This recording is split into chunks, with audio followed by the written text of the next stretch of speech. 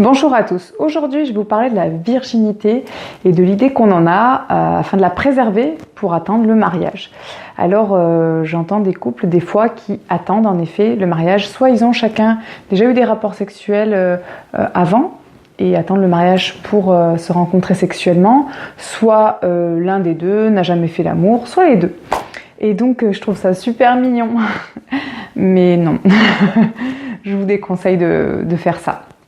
Je vais vous expliquer pourquoi il est important de se découvrir déjà soi-même dans sa sensualité, sa sexualité, et ensuite de découvrir le ou la partenaire avec qui on a décidé de se marier.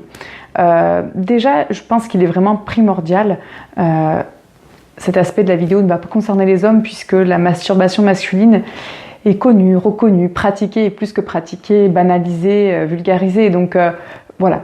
Le corps de la femme, par contre, reste un gros point d'interrogation quant à sa sexualité. Voilà, dès qu'on voit une petite fille mettre la main dans sa culotte, on est déjà en train de la gronder. Quand c'est un petit garçon, c'est normal, il joue avec son zizi. Donc voilà, on est vraiment très inégal face à la découverte sexuelle des enfants, donc également sur la vie sexuelle des hommes et des femmes. Et donc, mesdames, je vous invite vraiment à découvrir votre plaisir, votre sexualité, les zones qui éveillent en vous du désir, du plaisir. Je pense que c'est très important. Ensuite, quand on a dépassé cette phase où on connaît un petit peu son sexe et sa sensualité et tout ce qui s'ensuit, je pense qu'il est important de se découvrir aussi dans les bras d'un partenaire ou d'une partenaire. Savoir ce qui nous plaît chez l'autre, ce qui nous répugne, ce qui nous amuse, voilà, ce qui suscite le désir en nous. Et cela va évoluer au fil des années. Donc c'est pas parce qu'à 20 ans vous aimez une extrême douceur de votre partenaire que à 40 vous voudrez exactement les mêmes choses et vous aurez les mêmes désirs. La sexualité des individus évolue. Il va falloir donc l'intégrer. Pourquoi je déconseille donc d'attendre le mariage? Parce que ça veut dire que si sexuellement ça se passe mal avec votre mari ou avec votre femme, vous allez rester dans ce mariage avec une sexualité particulière. Les gens qui attendent d'avoir un rapport sexuel avant de se marier sont des gens qui prennent très très au sérieux en général le mariage et donc ne vont pas divorcer au bout de 5 ou 10 ans. Ils ont un idéal de vie, de pérennité, de durée dans le couple. Et donc certes la sexualité n'est pas censée être tout pour le couple, mais pour moi il en est un des 4 piliers. Et donc si ce pilier-là il est très désagréable, il n'est pas partagé, il n'est pas savouré, je pense que ça devient très compliqué. Pour les femmes, ça peut être d'autant plus compliqué parce qu'en général, ce sont elles qui restent vierges pour le mariage. Ça veut dire que monsieur a déjà expérimenté sa sexualité et qu'il est sûrement à l'aise avec tout ça.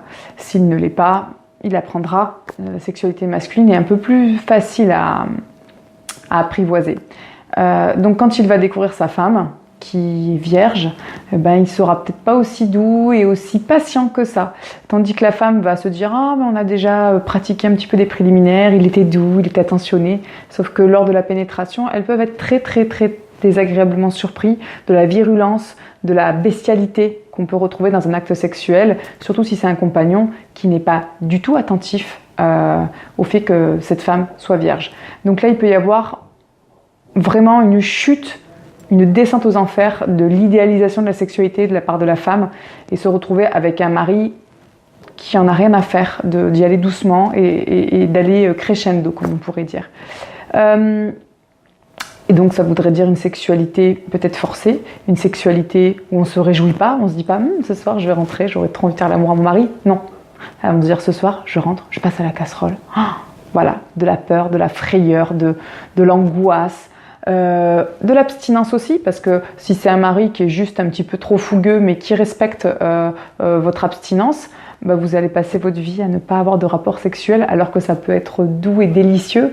Après, vous pouvez aussi avoir la chance d'avoir un mari qui soient à l'écoute. Là, je parle de situations extrêmes, je ne parle pas de ils se marièrent, la sexualité fonctionne et tout se passe bien. Non, je parle des situations où c'est compliqué. Et quand on n'a pas testé sa sexualité avec quelqu'un, on ne sait pas si on est compatible, on ne sait pas si on a le même rythme, si on a la même intensité de désir. Si vous mettez en couple, mesdames, avec un homme qui a besoin de faire l'amour juste une fois par mois ou 4 fois par jour, il va y avoir un énorme décalage. Et cette sphère-là, on la découvre qu'en la pratiquant. On ne peut pas savoir à l'avance. Donc c'est pour ça qu'il est important pour moi de rentrer dans une certaine réalité. Pour vous, messieurs, vous tombez sur une femme qui ne connaît pas son corps, qui n'est pas à l'aise, qui voit même le pénis comme quelque chose de sale, la sexualité comme quelque chose de dangereux et voilà, et j'en passe. Donc elle va se refuser à vous. Ça va créer aussi une sensation d'isolement, peut-être d'abandon même, et ça va créer une distance entre vous et ça va aussi abîmer votre narcissisme. Donc je pense qu'il est vraiment important parce que les enjeux sont primordiaux pour l'un comme pour l'autre. Et je pense qu'il est très très important de le tester. Et une autre manière aussi de voir la sexualité avant le mariage ou avant de rencontrer la personne avec qui on va faire des années et peut-être toute notre vie, je pense qu'il est sympathique de pouvoir se dire que les partenaires que nous allons rencontrer au cours de notre vie vont nous permettre d'être de meilleurs partenaires sexuels. En fait, de se voir comme un camembert. J'ai travaillé mon développement personnel, là j'ai travaillé le lien avec les autres, là j'ai travaillé ma connaissance générale, là j'ai travaillé mon corps, je le connais bien, j'ai développé cette partie de mon corps musculairement parlant et ça me plaît bien. Voilà. Là j'ai travaillé ma masculinité ou ma féminité et là j'ai travaillé ma sensualité, mon désir, ma tendresse. Ça, je pense que c'est très important. Et donc, quand on a rempli notre petit camembert, qui je pense jamais vraiment complètement rempli, mais quand on a un peu touché à tout et qu'on se connaît bien, on est plus complet pour rencontrer la bonne personne. Et donc, c'est un peu comme ça que je vois les choses pour moi quand je m'adresse aux jeunes qui savent pas trop se positionner. Je leur dis pas ce qu'ils doivent faire. Je leur parle juste de la manière dont moi je perçois les choses.